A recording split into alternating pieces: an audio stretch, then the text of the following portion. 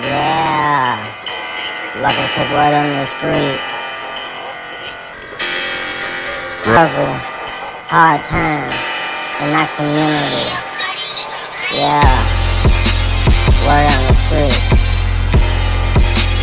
Word on the street. Yeah, word on the street. Word on the street, yeah. For holding this open hearing on unidentified aerial phenomenon and for your leadership on this issue. Holding a portion of our discussion today in open session is critical to the cause of transparency and openness, which was Congress's intent in authorizing and funding this new task force. The larger effort that is being undertaken to study and characterize UAP reports is an important step towards understanding these phenomenon, what we know and don't know. And I look forward to hearing more during both the open session and the closed setting about how DoD and the IC are undertaking that task. UAP reports have been around for decades, and yet we haven't had an orderly way for them to be reported without stigma and to be investigated. That needs to change. UAP reports need to be understood as a national security matter, and that message needs to go out across DoD, the IC, and the whole of the U.S. government. When we spot something we don't understand or can't identify in our airspace, it's the job of those we entrust with our national security to investigate and to report back. That is why it's important that we hold this open hearing for the public to hear directly from the Department of Defense on the steps it's taking to track, analyze, and transparently communicate the work that is being done on this issue. It is also the responsibility of our government and this panel to share as much as we can with the American people, since excessive secrecy only breeds distrust and speculation. I look forward to hearing how the UAP task force is being stood up, what challenges they still face, and how this committee can make sure the task force is able to shed light on one of the world's most enduring mysteries. I thank you gentlemen for your work, and be very interested to hear what you have to say. To me, among the most fascinating questions are these phenomena that we can measure. That is, instruments report there is something there. It is not the human eye confusing objects in the sky. There is something there, measurable by multiple instruments, and yet it seems to move in directions that are inconsistent with what we know of physics or science more broadly. And that to me poses questions of tremendous interest and as well as potential national security significance. So we look forward to hearing what you're able to report to us today in open session, and I want to thank Chairman Carson again for his extraordinary leadership on this issue, and I yield back. Chairman yields back. Thank you. With that, we will start our hearing. Under Secretary Moultrie, the floor is yours, sir. Thank you. Chairman Schiff, Committee Chairman Carson, Ranking Member Crawford, distinguished members of the subcommittee, it's a privilege to be here with you today to address your questions regarding unidentified aerial phenomenon, or UAP. I'm pleased to be joined by Mr. Scott Bray, the Deputy Director of Naval Intelligence, who will speak to the Navy's Unidentified Aerial Phenomenon Task Force, which laid the foundation for the efforts we will discuss today. First, I'd like to thank Congress for supporting the Department's UAP efforts. The NDAA for fiscal year 2022 has helped us to establish a dedicated office to oversee processes and procedures for the timely collection, processing, analysis, and reporting of UAP-related data. What are UAP? Put simply, UAP are airborne objects that, when encountered, cannot be immediately identified. However, it is the Department's contention that by combining appropriately structured, collected data with rigorous scientific analysis, any object that we encounter can likely be isolated, characterized, identified, and if necessary, mitigated. We know that our service members have encountered unidentified aerial phenomena, and because UAPs pose potential flight safety and general security risk, we are committed to a focused effort to determine their origins. Our effort will include the thorough examination of adversarial platforms and potential breakthrough technologies, U.S. government or commercial platforms, allied or partner systems, and other natural phenomena. We also understand that there has been a cultural stigma surrounding UAP. Our goal is to eliminate the stigma by fully incorporating our operators and mission personnel into a standardized data gathering process. We believe that making UAP reporting a mission imperative will be instrumental to the effort's success. The Defense Intelligence and Security Enterprise provides real-time support to our warfighters and mission personnel across all domains. To optimize the department's UAP work, we are establishing an office within the Office of the Secretary of Defense. That office's function is clear: to facilitate the identification of previously unknown or unidentified airborne objects in a methodical, logical, and standardized manner. These goals will ensure that we are working closely with operational personnel on training and reporting requirements, developing data and intelligence requirements, standardizing and integrating processes and procedures for collection, operational surveillance, analysis, and reporting, leveraging our research and development capabilities to improve detection, characterization, and identification of UAPs, developing mitigating solutions and procedures, and identifying strategy and policy solutions. This effort will maximize collaboration and build upon already existing relationships with the Office of the Director of National Intelligence, the FAA, DHS, and the FBI. We are also committed to strong partnerships with the Department of Energy, NOAA, the DEA, NASA, and the national labs, and just as importantly, our international partners and allies. With regard to the importance of transparency, the department is fully committed to the principle of openness and accountability to the American people. However, we are also mindful of our obligation to protect sensitive sources and methods. Our goal is to strike that delicate balance, one that enables us to maintain the public's trust while preserving those capabilities that are vital to the support of our service personnel. In closing, the department is committed to this effort and welcomes the challenge. We thank you for your committed support and look forward to your questions.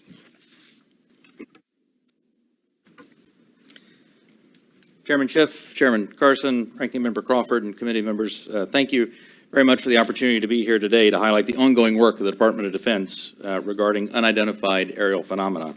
Since the early 2000s, we have seen an increasing number of unauthorized and or unidentified aircraft or objects in military-controlled training areas and training ranges and other designated airspace. Reports of sightings are frequent and continuing. We attribute this increase in reporting to a number of factors, including our work to destigmatize reporting, an increase in the number of new systems such as quadcopters and unmanned aerial systems that are in our airspace, identification of what we can classify as clutter, mylar balloons, and other types of air trash, and improvements in the capabilities of our various sensors to detect things in our airspace. Almost 2 years ago, in August of 2020, Deputy Secretary of Defense Nordquist directed the establishment of the Unidentified Aerial Phenomena Task Force within the Department of the Navy. The UAP Task Force was built on the foundation of the Navy's initial efforts to respond to the reports from our aviators on unidentified objects observed in our training ranges. The basic issues then and now are twofold. First, incursions in our training ranges by unidentified objects represent serious hazards to safety of flight. In every aspect of naval aviation, safety of our air crews is paramount. Second, intrusions by unknown aircraft or objects pose potential threats to the security of our operations. Our aviators train as they would fight. So any intrusions that may compromise the security of our operations by revealing our capabilities, our tactics, techniques, or procedures are of great concern to the Navy and the Department of Defense. From the very beginning, we took these reports very seriously. We instituted a data-driven approach to the investigations where we could collect as much data as possible and use all available resources to analyze and make informed decisions on the best ways to address our findings. Our main objective was to transition UAP efforts from an anecdotal or narrative-based approach to a rigorous science and technology engineering-focused study. This data-driven approach requires input from a wide variety of sources. In the early stages, the task force worked to standardize the reporting mechanisms and processes to make it as easy as possible for personnel to report any engagement so that we were getting that wide range of reporting that we needed.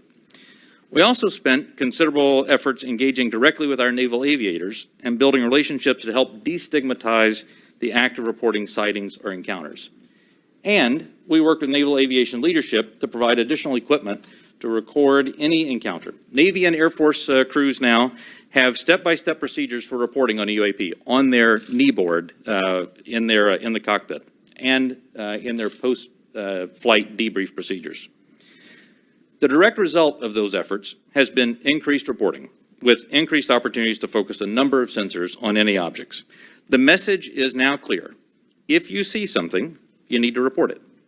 And the message has been received. In fact, recently, I received a call from a senior naval aviator with over 2,000 flight hours. He called me personally from the flight line after landing to talk about an encounter that he had just experienced.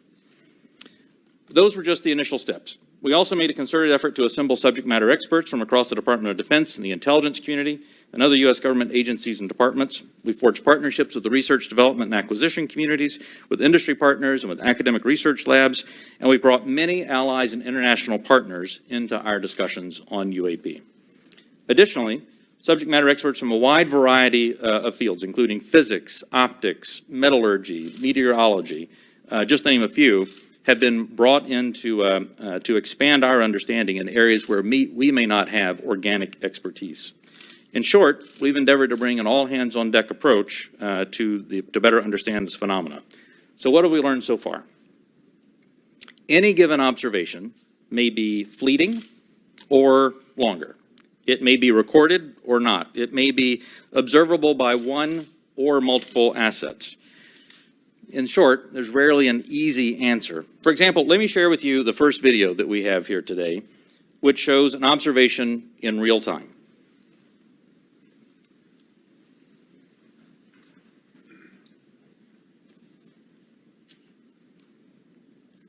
There it was. That's, in many cases, that's all that a report may include. And in many other cases, we have far less than this. As we detailed in both the unclassified and classified versions of the preliminary assessment released by the Office of the Director of National Intelligence last June, this often limited amount of high-quality data and reporting hampers our ability to draw firm conclusions about the nature or intent of UAP. As detailed in the ODNI report, if and when individual UAP incidents are resolved, they likely fall into one of 5 potential explanatory categories: airborne clutter, natural atmospheric phenomena, U.S. government or U.S. industry developmental programs, foreign adversary systems, or a other bin that allows for a holding bin of difficult cases and for the possibility of surprise and potential scientific discovery. We stand by those initial results. Since the release of that preliminary report, the UAP Task Force database has now grown to contain approximately 400 reports. The stigma has been reduced. We've also made progress in resolving the character of a limited number of UAP encounters. For example, let me show you a couple of another video and image taken years apart in different areas. In this video, U.S. Navy personnel recorded what appears to be triangles, some flashing, recorded several years ago, off the coast of the United States. This was recorded while the U.S. Navy ship observed a number of small unmanned aerial systems in the area. And importantly, the video was taken through night vision goggles with a single lens reflex camera. These remained unresolved for several years.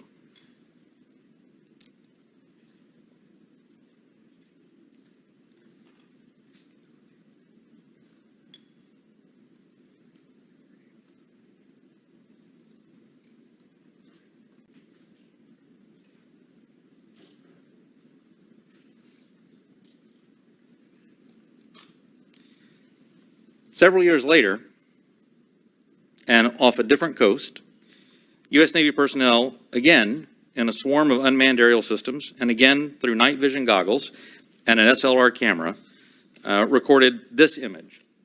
But this time, other U.S. Navy assets also observed unmanned aerial systems nearby. And we're now reasonably confident that these triangles correlate to unmanned aerial systems in the area.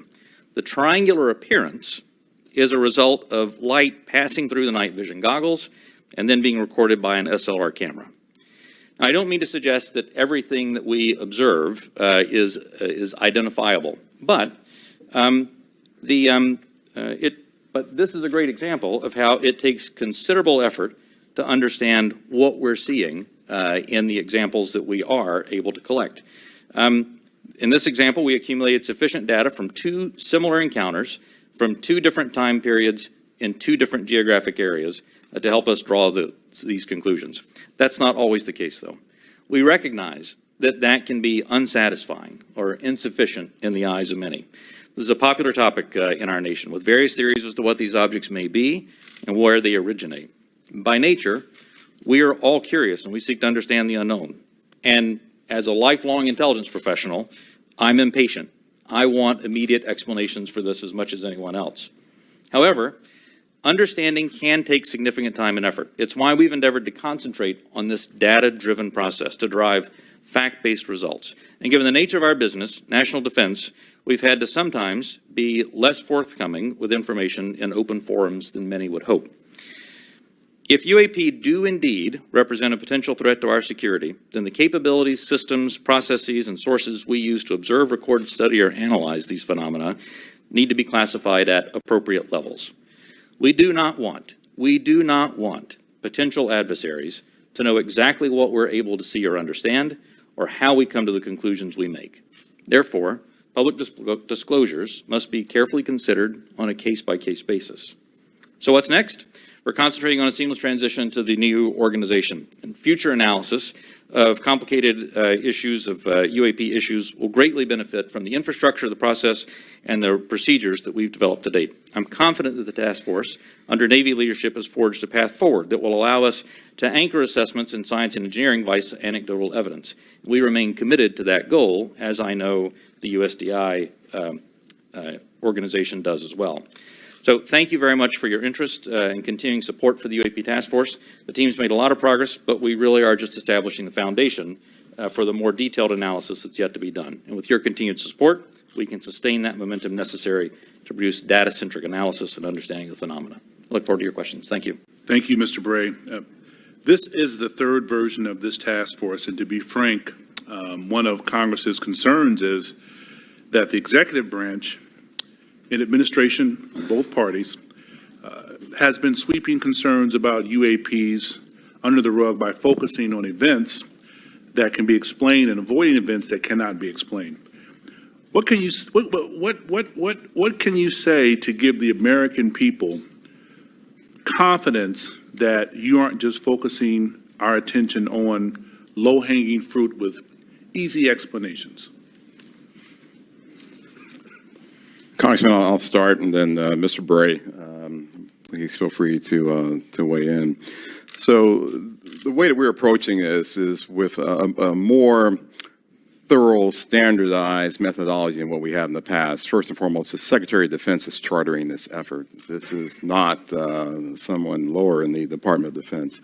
And he has assigned that task to the Office of Secretary of Defense, the Undersecretary for Intelligence and Security. That's me, because I'm responsible for looking at intelligence matters. I'm responsible for security matters. This is potentially both. So when you start concerning ourselves with the safety of our personnel, the safety of our installations and bases, there's no other higher priority than what we have than actually getting after this. And as you have stated, we have been assigned that task to actually stand up an office, the AIM-SOG, which I believe the name, sir, will likely change. But we have moved forward in terms of moving to establish that office. We have, as of this week, picked a director for that effort, a very established and accomplished individual. We've identified spaces. We've worked with personnel across the Department of Defense, with the services, and we've worked with the IC, which is on board in helping us work through this standardized methodology for now, bringing in data, analyzing that data, and reporting that data in the appropriate method and appropriate means so we can either get it to our service personnel to ensure their safety, or get it to you and the Congress and to the public to ensure that you have oversight to what we're doing. So, chartered by the Secretary of Defense, standardized, and really a methodical approach is something that we're doing that has not been done before. Can we get some kinds of assurances that your analysts will follow the facts where they lead and assess all hypotheses? Absolutely. So we're open to all hypotheses. We're open to any conclusions that we may encounter. Quickly, before I pass it to the ranking member and Chairman Schiff, I want to thank you both for taking the time, and I had a good time meeting with you last week, Director Moultrie, Undersecretary Moultrie. It's fair to say that you are a science fiction fan, is that correct? It is fair to say that I am an inquisitive mind who has spent 40 years in the intelligence field and has focused on both science and science fiction. That is fair. Could you tell us about it? Yeah, well, yeah, look, my generation grew up looking at space sagas and the Apollo program. So all of us who grew up in the 60s were just thrilled by watching our first astronaut land on the moon. That was a momentous occasion to people who were of different generations. Some of them didn't believe that it happened. I still have relatives and friends who don't believe it happened, right? Science fiction to them. But to us, it was, no, that's the progress that we've made. And so I was enthralled by that, and I've taken that to heart. I enjoy the challenge of what may be out there. I have mentioned to you that, yes, I have followed science fiction. I have gone to conventions, even. I'll say it on the record. Got to break the ice somehow. But, you know, I have done that, right? But there's nothing wrong with that. Don't necessarily dress up, but I do, you know, I do believe that it's important to show that the Department of Defense has, you know, we have character. And we're people just like you, just like the American people. We have our inquisitiveness. We have our questions. We want to know what's out there as much as you want to know what's out there. We get the questions not just from you, we get it from family members. And we get them night and day, not just in committee hearings. So finding what's out there is important. But first and foremost, it's important for us to do that so that we can ensure that our people, our personnel, our aviators, our bases and installations are safe. And then that curiosity factor is something else that we just want to know, because that's the human race. It's just, you know, that insatiable desire to know. Thank you, sir. Ranking Member Crawford. Mr. Moultrie, you said you don't necessarily dress up. That wasn't a real strong statement. Gentlemen, thank you for being here today. We appreciate it. And thank you, Mr. Moultrie, for breaking the ice the way you did. Appreciate that. The inability to understand objects in our sensitive operating areas is tantamount to an intelligence failure that we certainly want to avoid. This is not about finding alien spacecraft, but about delivering dominant intelligence across the tactical, operational, and strategic spectrum. So my question is, how can AIM-SOG lead to prevention of intelligence surprises? Sure, I'll start with that. So the goal of our effort is to integrate it into what we already do on a normal basis, which is look for the unknowns, Congressman, as you stated in your opening remarks, across all domains. So we've been doing this for decades. We've been looking at the space domain, looking at space objects, looking at space weather, looking at space phenomenon. We've been looking at things in the air domain, and we, as you know, and I'll talk more about this in classified session, but we have a very concerted effort to understand adversarial platforms and adversarial developmental programs. And we do that also in the ground domain. And of course, we're very interested in what happens in the underwater or sea domain, if you will, subsurface domain. So if there are objects that our aviators or air crews are encountering in this air domain, and their sensors are discovering or detecting some of these objects, we want to just bring that in to the normal process that we have for identifying unknown unknowns. We want to make sure we have the intelligence requirements that allow us not only to look at that event from the time that it occurs forward, but maybe retrospectively we want to go back and see if we can get to the left of that event to say, was there some developmental program that we, to get to your technical surprise issue, sir, that we should have known about? And if so, how do we put that intelligence requirement in place to ensure that we are following an adversarial development or any other development that may be out there? So that's what we want to do in terms of normalizing this and bringing it into the normal process of how we identify unknown unknowns. So you mentioned fidelity, and I think it's important to talk about the relationship from the Navy as the lead agency on this. How do you interact with Space Force, Air Force to create that degree of fidelity? We're talking about the sensors and so on. And I guess where I have some concerns that many of the images that we see commonly in this committee and even in open source, the resolution and the clarity that would allow a robust technical intelligence analysis is challenging.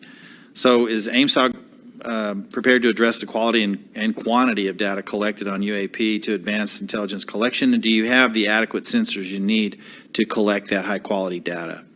One of the lines of effort that we have is looking at our sensor capabilities and to understand whether or not, as the video showed that Mr. Bray displayed, sometimes it's very fleeting data that we have on some of these objects. And we want to make sure that, one, our systems are calibrated to actually be able to collect on the objects. Our sensors today they're calibrated for specific things. We want to make sure they're calibrated for things of this nature, things of this size, things of this velocity, if I can use that term.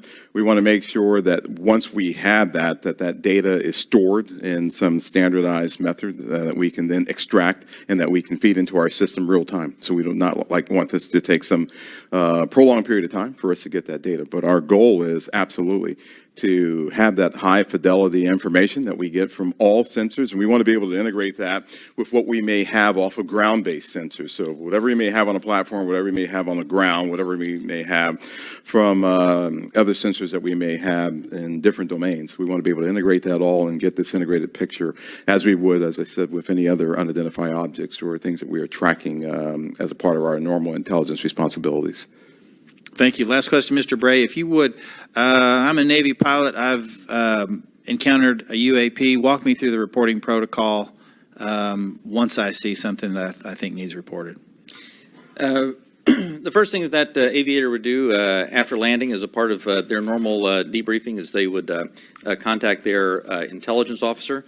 Their intelligence officer would then walk them through first filing actually data preservation to ensure that that whatever sensor data may be on the aircraft, that we preserve that so that it's available for later analysis. Second, they would actually fill out a form that includes details like where they were operating, altitudes they were operating, speeds, what they observed, whatever sensor data they may have recorded from that. And then that report is filed. It goes two places. One, it goes through the operational chain of command so that operational units are aware of what's being observed, and also through the UAP task force so that they can take that data, database it, and quite often have individuals from the task force contact the aviator and ask them additional questions if there were things that weren't clear in the report. That then goes into a database where we begin to compare it with other observations that we have, again, comparing for locations, comparing for altitude, speeds, shapes, if any RF emissions were detected from the platform, all of that so that we can try to reach some conclusions on that. Thank you. Yield back. Gentleman yields back. Chairman Schiff. Thank you, Mr. Chairman. Mr. Bray, can you rerun that first image that looked like it was outside of a plane window? And if you wouldn't mind going up to the screen and tell us what we're seeing. Not that you can necessarily tell us what we're seeing, but right. Explain what we should be looking at in that first image. Absolutely. And Alexi, what I'll ask is if you can stop it at a certain point.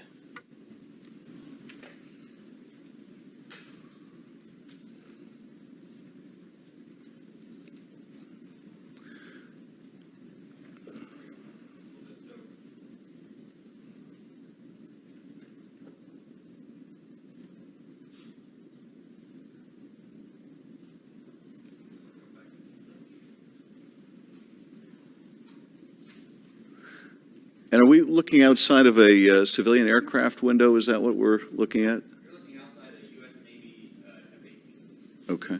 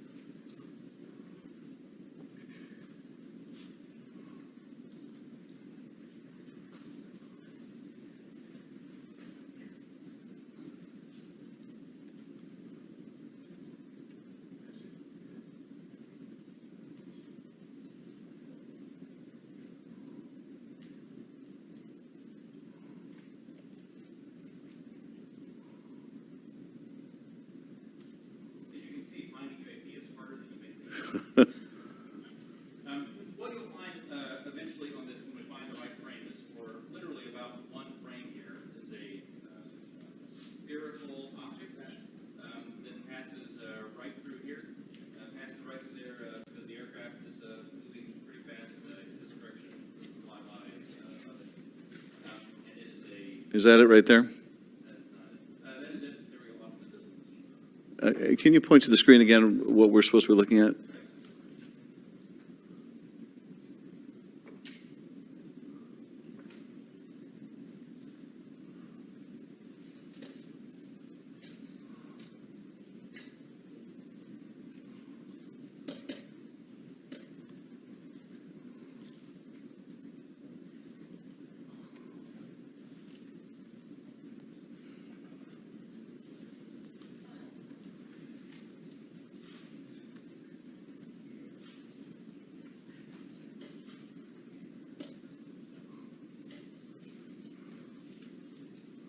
Is right. Okay, if you could stop that frame. That's not the one. No, that's not the one.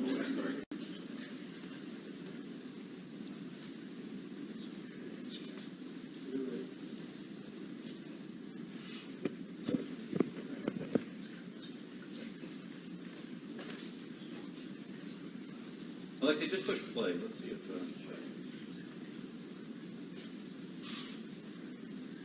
Here's what you'll see coming up right here is there it went. Now back up just a spherical object right here. It zooms by the window right in this area right there. There we go. Could you see that part right there again going by? I think we're having a hard time stopping it in the right spot.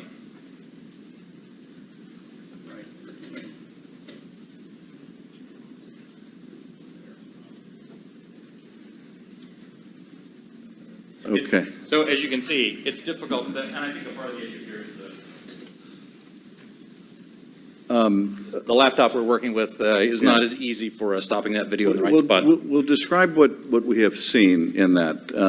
What are we observing? What you see here is aircraft that is operating in a U.S. Navy training range that has observed spherical objects in that area, and as they fly by it, they take a video. You see it looks reflective in this video, somewhat reflective, and it quickly passes by the cockpit of the aircraft.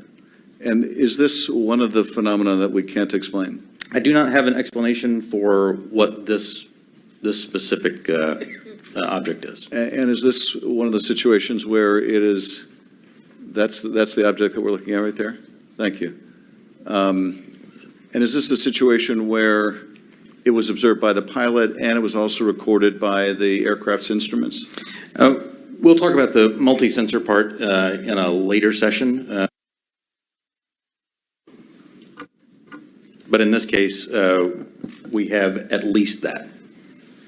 In the Director of National Intelligence 2021 unclassified report, the ODNI reported 144 UAPs between 2004 and 2021, 80% of which were recorded on multiple instruments. And I take it with respect to some of those, you had a pilot seeing them if it was observed by a pilot, right, and you had multiple instruments recording it. So you really have three sensors, the human sensor and two technical sensors detecting the object, is that? For the majority of incidents that we had in the last year's report, the majority had multi-sensor data. When I talk about the 400 reports that we have now, that number will certainly go down because a lot of those new reports that we have are actually historic reports that are narrative-based. So that percentage will go down just as a factor of the fact that the destigmatization has resulted in more narrative reports. And that's the object we're looking at right there now, right? That's it right there. Okay. Last year's report also said that of those 144, 18 of them reportedly appeared to exhibit unusual flight characteristics, appear to demonstrate advanced technology, and some of them appeared to remain stationary in winds aloft, move against the wind, maneuver abruptly, or move at considerable speed without discernible means of propulsion. That's pretty intriguing. And if you're able to answer this in this setting, are we aware of any foreign adversary capable of moving objects without any discernible means of propulsion?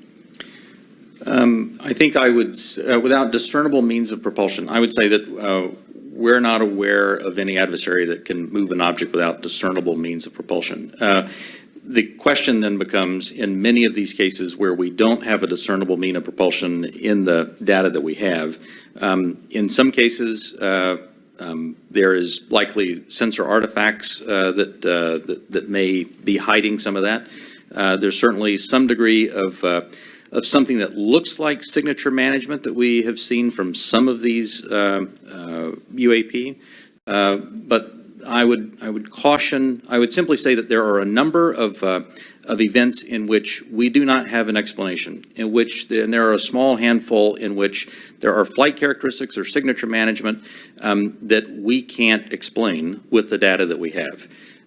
We'll continue. Those are obviously the ones that are of most interest to us. Earlier, when we asked about how you avoid technological surprise, the biggest way you avoid technological surprise is by collecting this type of data and by, importantly, calibrating the assumptions that you go into with how you do that analysis. I'll tell you, within the UAP task force, we have one basic assumption, and that is that generally speaking, our sensors operate as designed. And we make that assumption because many times these are multi-sensor collections. We make no assumptions about the origin of this or that there may or may not be some sort of technology that we don't understand. That's, I think, the key to avoiding technological surprises by calibrating those assumptions. And finally, with respect to the second two videos showing the small triangles, the hypothesis is that those are commercial drones that, because of the use of night vision goggles, appear like triangles. Is that the operating assessment? Some type of drone, some type of unmanned aerial system, and it is simply that light source resolves itself through the night vision goggles onto the SLR camera as a triangle. And have we, in order to prove that hypothesis, flown a drone and observed it with that same technology to see whether we can reproduce the effect? The UAP Task Force is aware of studies that have done that. Okay. Thank you, Mr. Chairman. I yield back. The gentleman yields back. Dr. Winstrup. Thank you, Mr. Chairman. Thank you all for being here. My first question is, through this process where there's been sightings, have the sightings been stationary, or have they always been sighted from a moving object, from a plane or a ship that may be moving? Have these reports ever come from a stationary object being observed in the sky? The UAP Task Force does have reports from reports from a stationary observer. Because there's a difference in observing something when you're moving as right. well. It's physics, right? So that's right. why I asked that question. Are we capable, or have we made any breakthroughs, or anyone made any breakthroughs to be able to cite something and make some determination at all of its composition, whether it's a solid or a gas?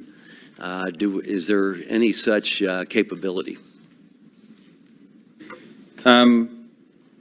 From not asking what, I'm just... Right. From some of the returns, I mean, it's clear that the majority, well, it's clear that many of the observations that we have are physical objects from the sensor data that we have. Well, gas is a physical object. It can be. And so, and you see where I'm going with this? I'm trying to determine what it is we're looking at. So if we can decide if something is a solid or a gas, and if there have been any conclusion on its capabilities, like its capabilities of movement, of turning, going, 180 degrees or 90-degree turn, anything along that line that we've been able to determine. And again, I should point out that, that there is not a single explanation for UAP. There are a lot of different things that are unidentified aerial phenomena. Basically, we really don't know much on that. That's all I'm trying to get at. And I'm pleased that you have protocol right now for our military, but are there any non-military reports coming forward of similar events, or is it all coming from military?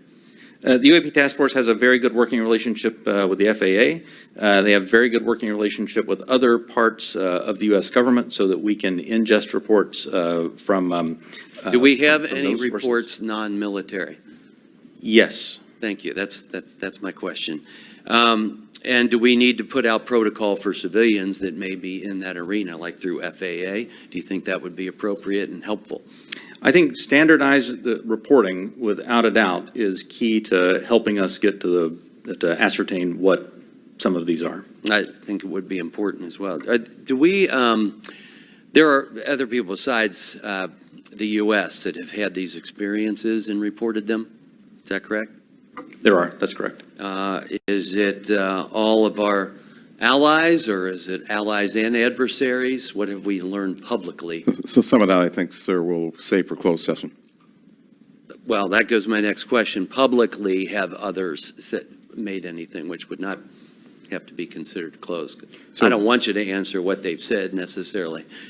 Allies have seen these. China has established its own version of a UAP task force, so clearly a number of countries have observations of things in the airspace that they can't identify. And do we share data with some, with all? Are they sharing with us? We share data with some, and some share data with us. But not necessarily all that have publicly reported something? That's correct. Okay.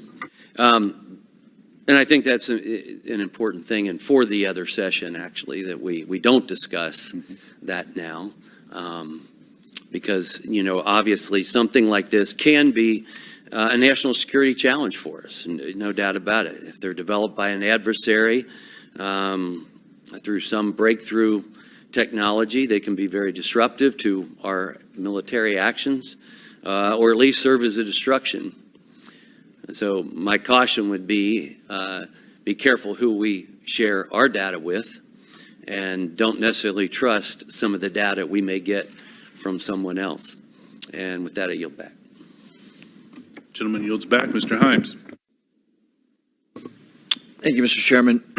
One of the objectives of this open hearing is to try to erode some of the stigma that attaches to, in particular, our military men and women reporting this. It's obviously really very serious because should one of our adversaries have developed a technology that we don't know about it, we need to know about it yesterday. And obviously, any sort of stigma that prevents our military from reporting this data as comprehensively as possible is a national security threat. So I really just have two questions in the service of that goal. The first is, the chairman asked that we run that video again. Most people, when they see a video, we're all used to seeing things from a car, seeing things from a sidewalk. Very few people have the experience of observing something through night vision goggles at Mach 1.5. So just talk for a minute about, if you would, whichever of you is most appropriate, how radically different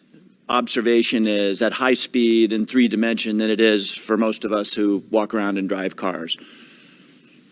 So the first thing I think that's important to note about this is there are lots of things when you are moving very fast and an object is between you and a stationary reference point like the ground, it gives a lot of different impressions about how quickly something is or isn't moving. And it actually means that it is a challenge, especially with narrative-based data, to get a lot of information on that. That's why the sensor data is so important, because things do happen very quickly, as you see there.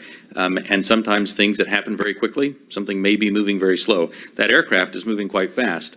How fast that object is moving that goes by is probably very slow. So I guess my point is that an observation, either a visual observation or a electronic observation, infrared or whatever, looks radically different than it does to most people.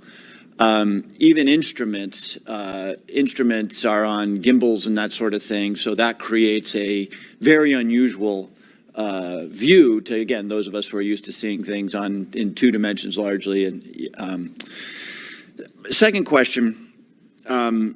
I think, Mr. Bray, you said something that I want to unpack a little bit. A number of these UAPs, you said, we can't explain. Again, in the service of sort of reducing speculation and conspiracy theories, we can't explain can range from a visual observation that was distant on a foggy night, we don't know what it is, to we've found an organic material that we can't identify, right? Those are radically different worlds. So when you say we can't explain, give the public a little bit better sense of where on that spectrum of we can't explain we are. Are we holding materials, organic or inorganic, that we don't know about? Are we, picking up emanations that are something other than light or infrared that could be deemed to be communications? Give us a sense for what you mean when you say we can't explain. Sure. When I say we can't explain, I mean exactly as you described there, that there is a lot of information, like the video that we showed, in which there's simply too little data to create a reasonable explanation. There are a small handful of cases in which we have more data that our analysis simply hasn't been able to fully pull together a picture of what happened. And those are the cases where we talk about where we see some indications of flight characteristics or signature management that are not what we had expected. When it comes to material that we have no material. We have detected no emanations within the UAP task force that would suggest it's anything non-terrestrial in origin. So there's, when I say unexplained, I mean everything from too little data to the data that we have doesn't point us towards an explanation, but we'll go wherever the data takes us. Again, we've made no assumptions about what this is or isn't. We're committed to understanding these, and so we'll go wherever that data takes us. Thank you. That's very helpful. And so I think it bears emphasis. When you say we can't explain, everything that you can't explain is in a bucket called data. Is that correct? And that would mean data collected by sensors, visual observations, everything that we can't explain, quote unquote, is in a bucket called data. Right. A narrative report from the early 2000s, if it just had a little bit of information on it, would be in our database and it would be unresolved. I would add to that, it's insufficient data. I mean, that's one of the challenges we have.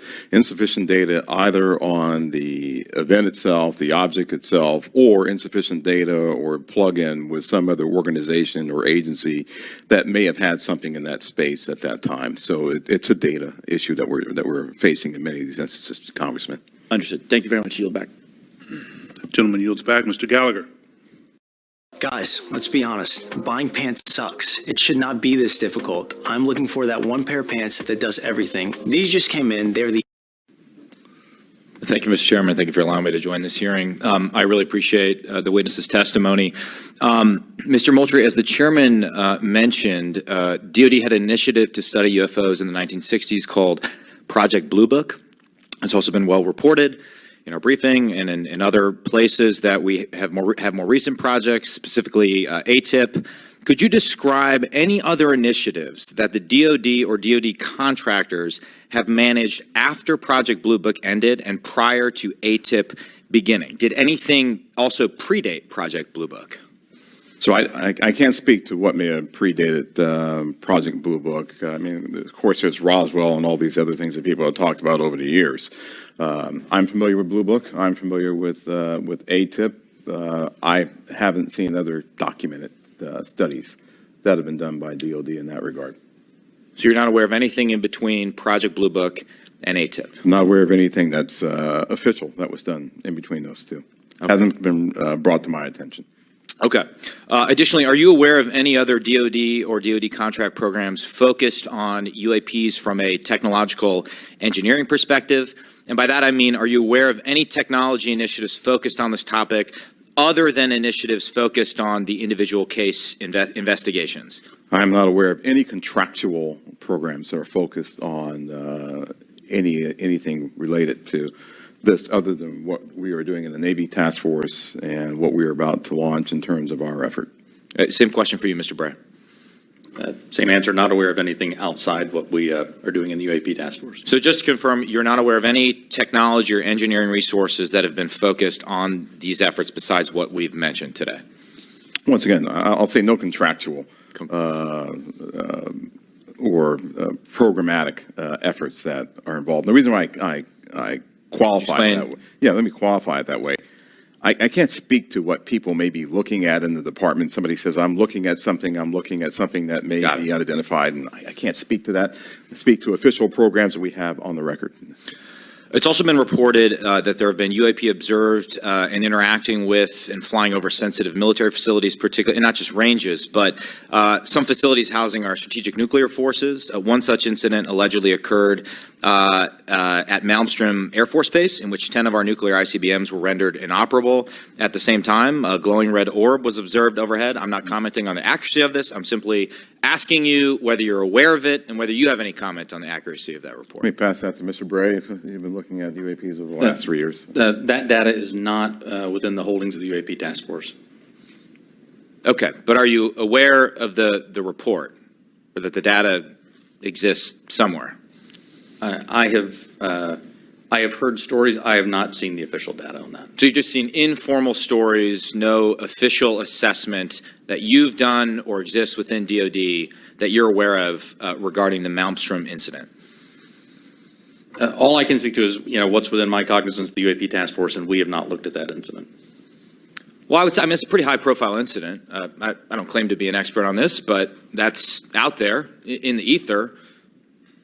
You're the guys investigating it. Who else is doing it? If something was officially brought to our attention, we would look at it. There are many things that are out there in the ether that aren't officially brought to our attention. So how would it have to be officially brought to your attention? I'm bringing it to your attention. Sure, this is pretty official. Sure. So we'll go back and take a look at it, but generally there is some authoritative figure that says there is an incident that occurred. We'd like you to look at this. But in terms of just tracking what may be in the media that says that something occurred at this time, at this place, there are probably a lot of leads that we would have to follow up on. I don't think we are resourced to do that right now. Well, I don't claim to be an authoritative figure, but for what it's worth, I would like you to look into it. And Sure. if for no other reason, you could dismiss it and say this is not worth wasting resources on. Will do. And then finally, are you aware of a document that appeared around 2019, sometimes called the Admiral Wilson Memo or EW Notes Memo? I am not. You're not. Are you trying? I'm not personally aware of that. Okay. This is a document in which, again, I'm not commenting on the veracity. I was hoping you would help me with that, in which a former head of DIA claims to have had a conversation with the Dr. Eric Wilson and claims to have sort of been made aware of certain contractors or DoD programs that he tried to get fuller access to and was denied access to. So you're not aware of that? I'm not aware, Congressman. In my 10 seconds remaining, then, I guess I just would ask, Mr. Chairman, unanimous consent to enter that memo into the record. Without objection. Thank you, Mr. Chairman. Appreciate it. Mr. Krishnamurthy. So fat. Brendan, you're not fat. It's the shirt. Look at Nate. His true class. Thank you, Mr. Chair, and thank you to both of you for appearing today and for your public service. First question is, there have been no collisions between any U.S. assets in one of these UAPs, correct? We have not had a collision. We've had at least 11 near misses, though. And maybe we'll talk about those 11 near misses or any place where there's close proximity. I assume, or tell me if I'm wrong, there's been no attempt, there's no communications or any kind of communication signals that emanate from those objects that we've detected, correct? That's correct. And have we attempted to communicate with those objects? No. So we don't even put out a alert saying, U.S. Identify yourself. You are, within our flight path or something like that. We haven't said anything like that. We've not put anything out like that. Generally speaking, for example, in the video that we showed earlier, it appears to be something that is, unmanned, appears to be something that may or may not be in controlled flight, and so we've not attempted any communication with that. Okay, so, and I assume we've never discharged any armaments against a UAP, correct? That's correct. How about wreckage? Have we come across any wreckage of any kind of object that has now been examined by you? The UAP task force doesn't have any wreckage that isn't explainable, that isn't consistent with being of terrestrial origin. do we have any sensors underwater to detect on submerged UAPs? Anything that is in the ocean or in the seas? So I think that would be more appropriately addressed in closed session, sir. Okay. I think one of the biggest questions that I have is, we say with a lot of probability, we say they, quote unquote, probably do represent physical objects, close quote. When we say probably, is that because we cannot conclusively say that they are physical objects? In the task force report, when I say probably represent physical objects, most of them represent physical objects. There could be some that are more of a meteorological phenomena, something like that, that may not be a physical object in the sense that most people think of something you could go up and touch. But the ones where you say most of them represent physical objects, can you say that they are definitely, like with 100% certainty, that they are physical objects? I can say with certainty that a number of these are physical objects. Okay, so we can't rule out that some of them may not be physical objects. So, some certainly could be a sensor anomaly or something like that. Some could be. Now, how about with regard to UAPs? We've talked about UAPs on training areas, but obviously there's some sensor bias. I would think we put sensors in training areas. How about with regard to non-training areas? Do we track what's in open source and what civilians and others have tracked? And have we found similarities to what they've observed in terms of UAPs in non-training areas to the ones that are in training areas? The UAP task force has worked very hard to make sure the data set that we're working with is a data set that we have very good control over that data. So we have some partnerships with FAA so that we get some of that, so we get that reporting in.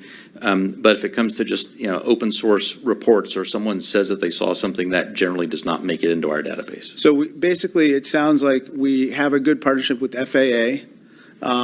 But apart from FAA, we don't have partnerships with other agencies or other entities that might be tracking so that we could enlarge our data set to make comparisons. So we will. So that's the goal of this next effort, will be to expand that relationship with the rest of government and the interagency, so we can understand what they're seeing, what we're seeing. We can correlate on each other's holdings because and I think, resolve this. Sorry to interrupt, but I think that we might have a bias right now going on with regards to just reporting on UAPs being in training areas when we don't really track what's happening elsewhere. Last question, have our encounters with UAPs altered the development of either our offensive or defensive capabilities or even our sensor capabilities? We'd save that for the closed session. Okay, great, thank you. Mr. LaHood. Thank you, Mr. Chairman, and want to thank the witnesses for being here today. Obviously, this topic of UAPs has attracted a lot of interest in people that are curious about this hearing today. As we talk about, and I would say there's a lot of what I would call amateur interest groups that are involved in the UAP field. My question is, when there are unsubstantiated claims or manufactured claims of UAPs or kind of false information that's put out there, what are the consequences for people that are involved with that or groups that are involved with that? So one of the concerns that we have is that there are a lot of individuals and groups that are putting information out there that could be considered to be somewhat self-serving. We're trying to do what's in the best interest of, one, the Department of Defense, and then two, what's in the best interest of the public, to ensure that we can put factual-based information back into the mainstream and back into the bloodstream of the reporting media that we have, so people understand what's there.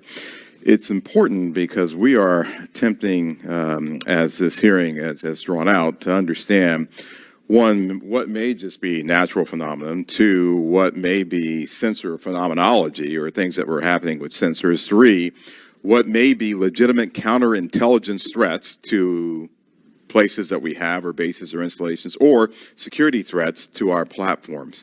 And anything that diverts us off of what we have with the resources that have been allocated to us, send us off in these spurious chases and hunts that are just not helpful. And they also they also contribute to the undermining of the confidence that the Congress and the American people have that we are trying to get to the root cause of what's happening here, report on that, and then feed that back into our national security apparatus so we are able to protect the American people and our allies. So it is harmful, it is hurtful, but hopefully if we get more information out there, we'll start to lessen the impact of some of those spurious reports. So just taking that a step further, so that misinformation, false narratives, manufactured, so what are the consequences? Are there legal consequences? Are there examples that you can give us where people have been held accountable by this misinformation or disinformation? I can't give you, any examples where somebody's been legally held liable for putting something out there, but...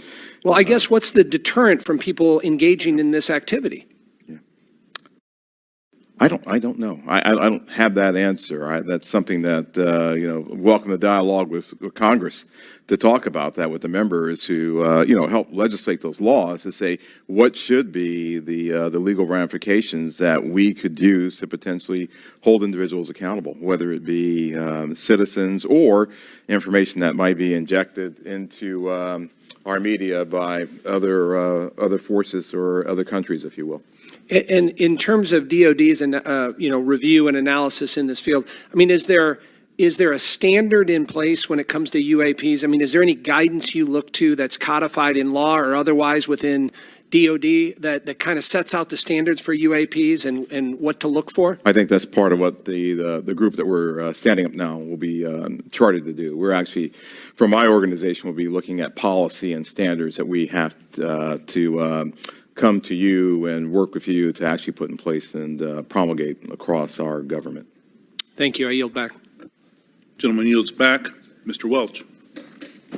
Thank you. I'm going to follow on the line of questions from Mr. LaHood.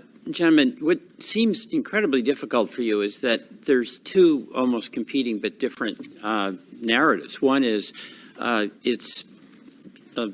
no one knows whether there's extraterrestrial life. It's a big universe, and it would be pretty presumptuous to have a hard and fast conclusion. And then if there is, it's not beyond the realm of possibility that there is some exploration coming here. And that underlies a lot of the reports you get. I think Mr. LaHood was asking about that. People think there must be extraterrestrial life, and it's not at all beyond the pale that there would be a visit here. On the other hand, as the DOD, you have the responsibility to make sure that our national security is protected, and that if there are surveillance drones or active drones that can disable our systems, that has to be analyzed, has to be stopped. So how do you divide how do you separate your responsibilities where you get all these reports from folks who maybe in good faith, maybe not, believe that you should be investigating every possible report of a extraterrestrial incident? I'll start with you, Mr. Moultrie. Sure, indeed, Congressman, and thank you for the question. It's important that we, as a part of this effort, really build out the relationship that we have with others, including NASA, and for the reasons that you just pointed out. So there are elements in our government that are engaged in looking for life in other places, and they have been doing that for decades. Right? They've been searching for extraterrestrial life. There are astrobiologists who have been doing this too. We're a part of that same government, and so our goal is not to potentially cover up something if we were to find something. It's to understand what may be out there, examine what it may mean for us, if there are any, from a defense perspective, any national security implications or ramifications, but then to work with organizations as appropriate, if it's a weather phenomenology with NOAA, if it's a potential for extraterrestrial life or an indication of extraterrestrial life with someone like NASA. So the transparency actually is very important. Completely. For public consumption. Completely. But we're going to have a classified briefing, and without going into the details of what kinds of secrets that we can't share here, what is it? What are we protecting? I don't know if you can answer this question in this open forum, but in fact, your perception of what it is we have to, quote, protect. So I think right now what's really important for us to protect is how we know certain things. So there are a lot of things that we know, whether it be about the thinking of other leaders around the world, the weapon systems that are being developed, or how we detect things that may be threats to us. Many of those things are the result of some of our most sensitive sources and methods, and we'll use those things not just for this effort, but those same sources and methods are used to help protect us from adversaries and from others who might mean to do us harm. There aren't separate UAP sensors. There's not a separate UAP processing computer. There's not a separate UAP dissemination chain or whatever. So it's the same process. It's the same system that we have that helps us do all that. We need to protect that because this is something that we're looking at, but we're sure there are going to be other things that we'll look at in the future that will need those same sensors, we'll need those same sources and methods to help us do. So we're protecting the fact of that this nation has developed capabilities that enable us to know what may be threats to us and to counter those threats before they become something of a national issue. Thank you very much. I want to thank both you, Mr. Bray, and you, Mr. Moultrie, for your appearance today. I yield back. Gentleman yields back. Gentlemen, beyond videos, is there a range of other information that the executive branch has that would be valuable to the American people while protecting sources and methods, obviously? The details of individual encounters, including the time, place, and details of an encounter. And does the AIMSOG have a clear and repeatable process for considering public release as part of the process? Chairman Carson, and do you commit to building that process if it's not in place? The UAP Task Force, the security classification guide that the UAP Task Force has been operating under that I approved really was meant to protect those sources and methods and meant to protect any knowledge that an adversary intelligence entity may gain from understanding what we're tracking, how we track it, or when we're tracking it, or if we're not. And so that has been an important piece in the balance between transparency and preserving our warfighting advantage, because the U.S. military does train as it would fight. What I will commit to is, at least for that material that's under my authority as the Deputy Director of Naval Intelligence, for information that we have when it does not involve sources and methods, and when we can, with a reasonable degree of confidence, determine that it does not pose a foreign intelligence or national security threat, and it's within my authority to do so, I commit to declassifying that. So I believe very much in the transparency of this, and we work very hard to balance that with our national security needs. And I'll just add, Congressman, just over the last 3-4 months, I think that the intelligence community and the national defense apparatus have disclosed more information on various events than it has in probably the previous 10 years. You have our commitment to work closely with the Director of National Intelligence and others in the declassification and downgrading of intel apparatus to ensure that we can get whatever information that we can out to the American people and to the public writ large.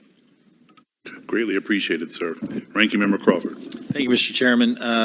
Representative Stefanik is en route, I believe, just real quickly, but in the interim, if you'll indulge me, I just have a couple of real small questions. One is, do we have an example? Can you cite a specific example of an object that can't be explained as having been human-made or natural? Scott, build birdhouses, build a website. Bluehost makes it. I mean, The example that I would say that that is still unresolved, that I think everyone understands quite well, is the 2004 incident from Nimitz. We have data on that, and it simply remains unresolved. Does not mean it resolves to being something, right, that is easily explainable or difficult, or well, obviously it resolves to being something that is difficult to explain. But I can't point to something that definitively was not man-made, but I can point to a number of examples in which remain unresolved. Gotcha. With regard to videos that have appeared in open source channels, for example, the Tic Tac video, does AIMSOG maintain control of videos, and how do you prevent leaks of potentially classified videos or other material? So the AIMSOG, as we establish that organization, we will have a process for classified and compartmented holdings, and we will find a way of getting positive control over those. We have our sensitive access programs and special access programs that allow us to put what we call SAPs around things, and then there's controlled access programs that allow us to put caps around things. So we'll have that in place. Our goal will be ensuring that we're sharing that with the appropriate analysts and the appropriate exploiters, if you will, who can look at that data too. What we don't want to do is bring something into a DoD database or a DoD holding and then have so many wrappers around it, it's not available to those who really need to look at it and to exploit it. And that's one of the reasons we're establishing relationships with the interagency, with the IC and others to be able to do that, sir. But we will do our best to maintain positive control over the materials that we have within our holdings. Thank you. Chairman Schiff. Thank you, Mr. Chairman. Just going back to the 2021 report, under the category of UAP appear to demonstrate advanced technology, those 18 incidents in which some of the UAP appear to remain stationary, winds aloft, move against the wind, maneuver abruptly, or move at considerable speed without discernible means of propulsion. It goes on to say, in a small number of cases, military aircraft systems processed radio frequency energy associated with UAP sightings. I couldn't tell from that whether that small number of cases was a part of the subset of 18, that is, among the 18 which appeared to move with unusual pattern or flight characteristics. Did some of those also emit radio frequency energy? I would have to check with our UAP task force on that. I believe, without getting into specifics that we can do in the closed session, at least some that we have detected RF emissions from were not behaving oddly otherwise.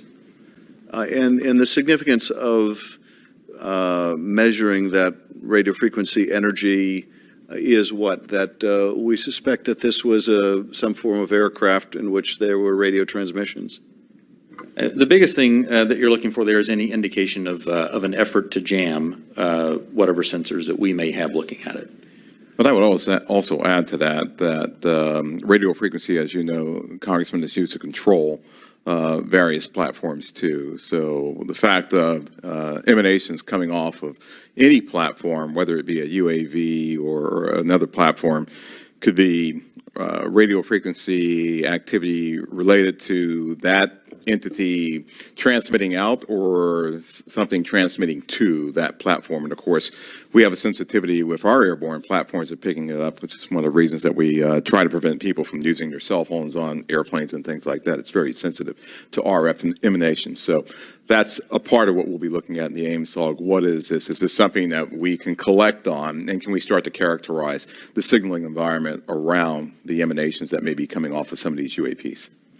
So that energy then that was recorded could be either an effort to jam, or it could be an effort to control a UAV, or any other communication with that craft. I would say that's accurate. Right. Thank you, Mr. Chairman. Thank you, Chairman. As the ODNI report makes clear, one possible explanation for UAPs is that we are detecting U.S. aircraft, either secret air programs or even test prototypes. I won't ask you in this setting, obviously, to describe any secret DoD programs. That said, I do want to make sure the U.S. government isn't chasing its own tail. Firstly, do you have a clear and repeatable process to check with compartmented programs about whether a UAP sighting is attributable to a U.S. aircraft? Secondly, does the AIMSOG staff have the clearances and read-ons that they need to investigate all of these incidents? And thirdly, when your staff cannot be read on, are your questions to those who are read on even being answered? So I'll start, and then I'll pass that to Mr. Bray.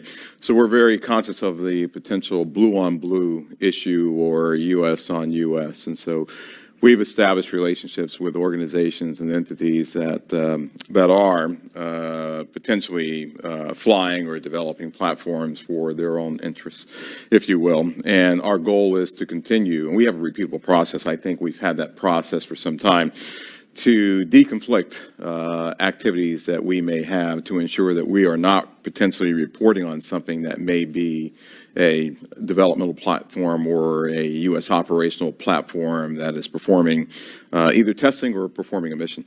So we will have that in place. We've already had those discussions with organizations and entities.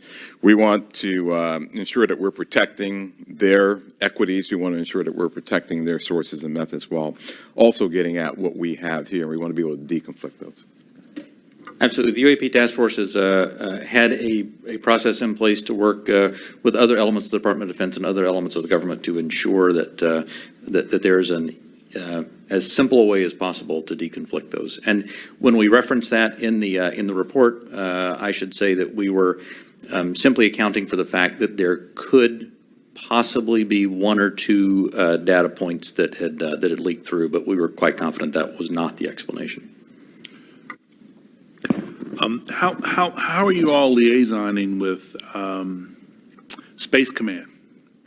Specifically, how are you partnering with the parts of the U.S. Space Command responsible for space domain awareness? And how, if at all, are you partnering with the Space Force to analyze UAPs? The UAP Task Force has a very good relationship with Space Force, as it does with the rest of the Department of Defense. We have pulled analysts in from Space Force to ensure that that we're availing ourselves of that expertise, as well as any other material they may have that would be helpful. And Congressman, as you know, Space Force and Space Command, they have responsibility for space domain awareness. So what we've done, we coordinated with Space Force, we coordinated with their J2, and she is on board in terms of helping us plug into what they have and for us to have this interactive exchange of information and data. And we're doing that with all the services, not just with Space Force or Space Command. Thank you, sir. Ranking member, any additional questions? All right, Chairman Schiff. All right, with that, I want to thank you all for taking the time out. I also want to thank my colleagues on both sides of the aisle for participating in this very historical and important hearing. I think it's one of the few times we can demonstrate some degree of bipartisanship around UAPs and UFOs, so I love it. Appreciate it. Thank you. And we will see you all. We will recess this hearing for the moment and return in a closed session at noon. Yeah. Looking to blood on the street. Love my time. Hot in my community. Yeah. Word on the street. Word on the street. Yeah. Word on the street.